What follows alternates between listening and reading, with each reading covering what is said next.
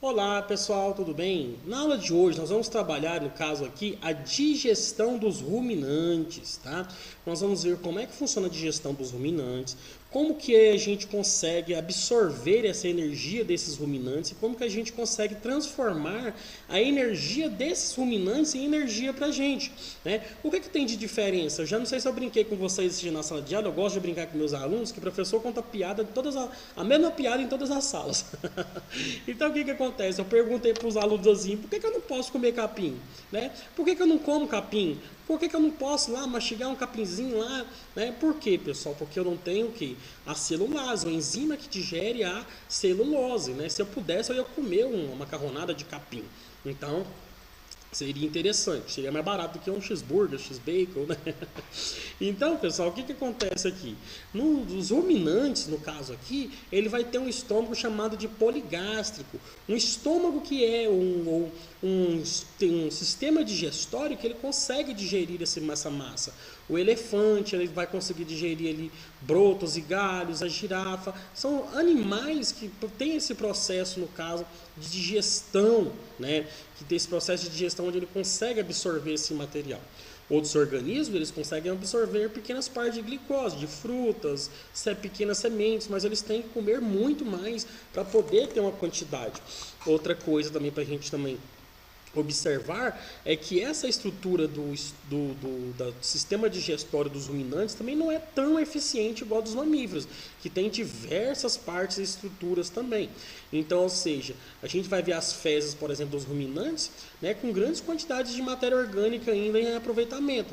Até mesmo que a gente pega cocô de vaca para utilizar como adubo orgânico, porque ele tem muitos nutrientes também. Então, isso é uma estrutura o quê? Da digestão.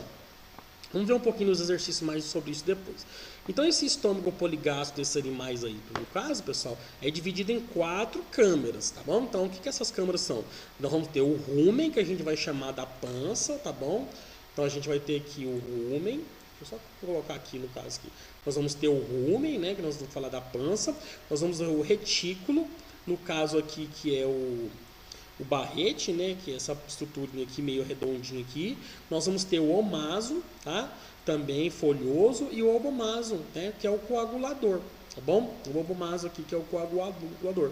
E também vamos ter a parte final do intestino. Aqui também vai entrar a bile, aqui vai entrar o pâncreas, vai entrar algumas enzimas também digestivas aqui, mas mais simplesinhas, não tão em relativo igual a nossa, beleza, pessoal? Então vamos continuar aí. Aqui também, tá? O que acontece aqui, pessoal? Ao alimento, né, quando ele é digerido no estômago poligástrico, eles vão passar por esses compartimentos. Então, ou seja, depois que o animal comeu esse capim, ele vai chegar no rumen, na pança. Tá? Lá ele vai ocorrer uma digestão preliminar. Quem que vai fazer essa digestão preliminar, pessoal? Micro-organismos simbiontes. No caso aqui, são micro-organismos, bactérias que vão degradar essa matéria orgânica, vão transformar, né, essa celulose em celulase, ou seja, vai quebrar essa celulose. Ela vai transformar isso em celulase. Quem que vai fazer isso? Esses microbiologia, esses micro-organismos, no caso aqui, simbiontes, que vão estar no caso no rumen, né, ou na pança desse animal. Após o rumen, esse alimento ele vai para aqui, no caso, o retículo, tá? No caso, esse retículo aqui, ou barrete também, tá? Onde por um processo de compressão, ele vai formar pequenos bolos alimentares que vão ser regurgitados. Então, por isso que eles vão ruminar, eles vão regurgitar, eles vão novamente mastigar aquele organismo, aquele capim de novo. Então, ela vai para debaixo ali de uma árvore, num cantinho, e fica lá tranquilo, ela parece estar mascando chiclete, porque ela está o quê? Ruminando e remastigando ali esse material. Que depois disso aqui, né, de bem mastigado mesmo, misturado com a saliva dela aqui, tá? Que é uma saliva aí que nós vamos ver um pouquinho depois, que ela vai ter um pouquinho de bicarbonato para diminuir a acidez, ela vai voltar novamente pelo esôfago e vai lá depois, né, para o omaso folhoso. Que lá depois do omaso, ela vai para o obomaso, que é chamado de coagulador, e depois, né, ela vai passar pelo processo de digestão, que eu vou chamar de digestão química, tá bom? Então, Nessa parede aqui, pessoal, ela vai ter o quê? Ela vai ter umas mucosas aí que vai fazer um processo de reabsorção de água, né? Presente ali nesse bolo alimentar dela aqui. Então, ou seja, também é um processo de reabsorção de água. No rumen ali, depois que ela passou por esse processo aí, ela vai o quê? Vai intensificar esse processo de fermentação, né? Pela essa ação microbiana que vai atuar novamente em cima desse material. Na produção aí, eu vou produzir o que? Ácidos acéticos, né, propiônicos, o ácido butírico, né, que são aí reutilizados depois nesse processo, tá bom? Também nós vamos estar encontrando também aí na saliva, né, a saliva deles aqui, uma substância tampão. O que a substância tampão vai fazer, pessoal? Como ela tem bicarbonato de sódio, ela vai diminuir a acidez, né, em função dessa fermentação que ocorre aí na parte aí do rumen, né? Então, se diminuir essa fermentação, eu preciso controlar esse pH para que ele possa depois aí, através desse sistema digestório dele, beleza? Então, nós temos aí o que? O caminho dessa digestão. Essas bactérias, no caso aqui, elas fazem um processo mutualístico, né, pessoal? Elas fornecem para o boi aqui, no caso aqui, por esse ruminante, essa celulase, né? Em compensação aí ele também fornece a glicose para o ruminante e ele fornece aí todo material para que elas também tenham a sua parte alimentar também, né? Então, ou seja, elas vão sintetizar a celulase, elas vão sintetizar a vitamina K do complexo B também, tá? Sintetizam aminoácidos e proteínas que são aí reutilizados por esse organismo. Então essa troca simbiótica desses organismos ajuda nesse processo de troca com esses organismos. Beleza, pessoal? Pessoal, vamos fazer esse exercício aqui. Eu vou trabalhar com vocês por aqui esse exercício, que aí a gente vai trabalhando e sobrar um tempinho a gente vai conversando ali no WhatsApp ali também para tirar algumas dúvidas, beleza? Essa aqui é do Enem. Aqui tem a chargezinha aqui. Colocaram a culpa do aquecimento global nas vacas. E o que faremos? Né? Culparemos as galinhas? Então, de acordo com o relatório aqui, a grande sombra da pecuária foi feito pela Organização das Nações Unidas da Agricultura Alimentar e o gado é responsável por 18% do aquecimento global, uma constituição maior do que o setor de transporte. A criação de gado em larga escala contribui para o aquecimento global por meio da emissão de... Pessoal, o que é no caso, as vacas são culpadas pelo aquecimento global? Será por causa das churrasqueiras que ficam acesas ali assando os contrafilés, cupins e picanhas? E aí, peoples, o que acontece aí nesse caso aí? Não, né? Não é por causa disso não. Ou seja, dentro do intestino, dentro do sistema digestório desses organismos aí, desses ruminantes, nós temos bactérias, no caso aqui, fermentadoras. E os subprodutos, né, no caso, esses subprodutos dessa fermentação, principalmente vai ser o quê? O metano. Tá? Então, ou seja, o punzinho das vacas lá, né, vai sair grandes quantidades de metano, que é o causador aí, no caso, desse aquecimento global. Estima-se que no Brasil tem quase aí 100 milhões de cabeças de vaca, né? Ou seja, você acha que 100 milhões de cabeças de vaca não ajuda nesse processo? Tudo bem. As usinas hidrelétricas também, no apodrecimento da matéria orgânica que ficou submersa, também libera grande quantidade de metano, né? Dentro das fossas. Inclusive, tem aterros sanitários também, liberam grandes quantidades de metano que podem ser captados e esse metano ser transformado em energia elétrica. Claro que não dá para fazer isso com as vacas, né, pessoal? Colocar um aparelho para captar lá o punzinho das vacas e transformar em energia elétrica. Se bem que é uma ciência muito louca isso, viu? Mas vamos deixar isso para depois. Então, a resposta correta, letra A, beleza? Então, metano, durante esse processo digestivo delas aí. Caiu no Enem, já caiu em alguns outros vestibulares também, tá bom? Eu vou deixar essa segunda aqui para vocês fazerem ela sozinhos, tá bom? Depois aqui. Essa aqui não é da apostila não, eu coloquei aqui por conta própria pra gente fazer, que eu achei interessante ela também. Aí você vai responder para mim a letra A e a letra B, por favor, tá bom? Pra gente aumentar o nosso conhecimento aí. Aqui, os vegetais apresentam, entre outros compostos orgânicos, a celulose, de alto valor energético calórico. Ruminantes que são essencialmente herbívoros não apresentam enzimas para digerir esse carboidrato. De que forma esses ruminantes conseguem o aproveitamento desses nutrientes? Pessoal, nem esses ruminantes possuem no caso aqui, essa enzima, né, para poder digerir o carboidrato. Como que isso ocorre? A gente acabou de falar, né? Como é que isso ocorre? Responde ela primeiro e depois você passa para frente. Pronto? Respondeu? Tranquilão? Aposto que você acertou, né? No caso aí, elas vão só possuir essa associação com essas bactérias, né? Ou seja, eu vou fazer esse processo através dessa produção associativa, né? Então, ou seja, esses microbiotas dentro do sistema digestório vão produzir a celulase que vão digerir aí, ou seja, uma reação mutualística. Ou vamos aqui para 3 então. Vamos ver se você consegue decifrar essa imagem, pessoal. Muitos vestibulares, quem for fazer o NIRG também gosta de colocar umas imagens esquisitas aí que não parecem muito com a verdade não, mas vamos usar nossa imaginação aqui. VUNESP. Com a relação à classificação dos animais, segundo o aparelho digestório, qual é o nome de cada estrutura indicada, abaixo indicada? Vamos lá. Assinala a alternativa correta. Pessoal, o primeiro, precisa falar o que é? Ó, todas tá a mesma coisa, né? Então a primeira vai ser o esôfago, beleza? E o 2? Ó, 2 aqui grandão, ó, 2 aqui bem grandão, bem gordão aqui, cheião de cavidades. O que é isso aqui? Com certeza vai ser a parte principal, o rumen, né, pessoal? Ou chamado de pança, olha o tanto que ele é grande aqui no caso. O retículo, né? O retículo no caso aqui, ou o barrete. Onde que está o retículo ou barrete, pessoal? É o número? Isso aí. Se não der, volta lá naquela imagenzinha e coloca a imagenzinha para você poder comparar, tá bom? Então o retículo vai ser o número 3, né, pessoal? E aí depois que sai, que vai lá para a boca dele, ele remastiga aquilo tudinho lá e volta de novo. Ela volta para onde? Ela volta para o maso, né? Onde que ficou o maso?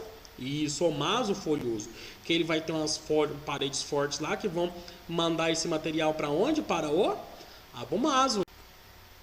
Para esse abomaso, eita, passou aqui sem querer, tá? Depois do abomaso, ele vai para onde? Para o abomaso coagulador e depois vai para o intestino delgado. Então, olha aqui, pessoal, toda a imagem. É porque aqui está numa imagem mais assim, mais dimensões, né? Aqui está como se fosse uma parte lateral.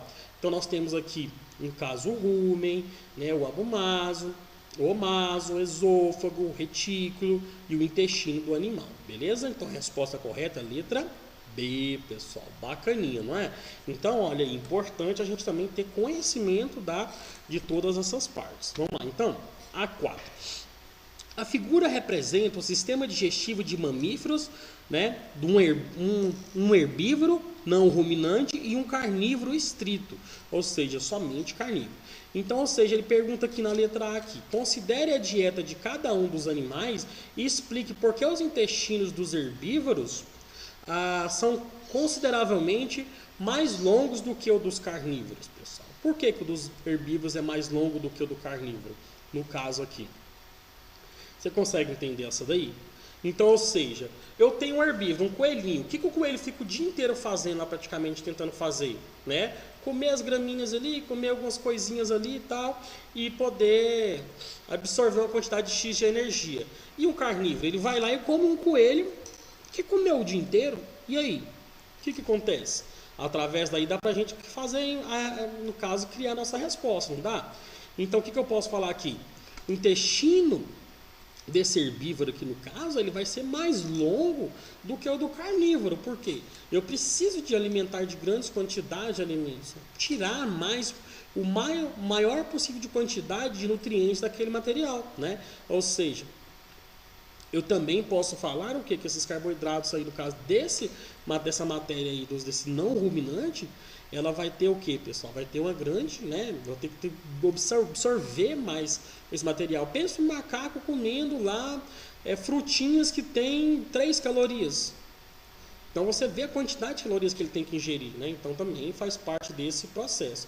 E a B aqui não deu certo não.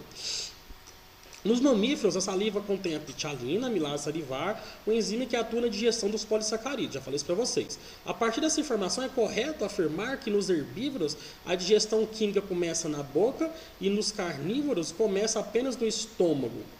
Tá? Nesse caso aqui.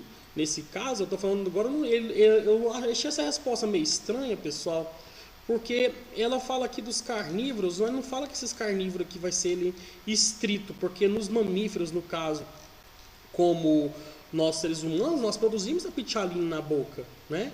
Então a gente consegue digerir aqui um pouquinho de pitialina na boca que vai digerir, no caso, a saliva, né?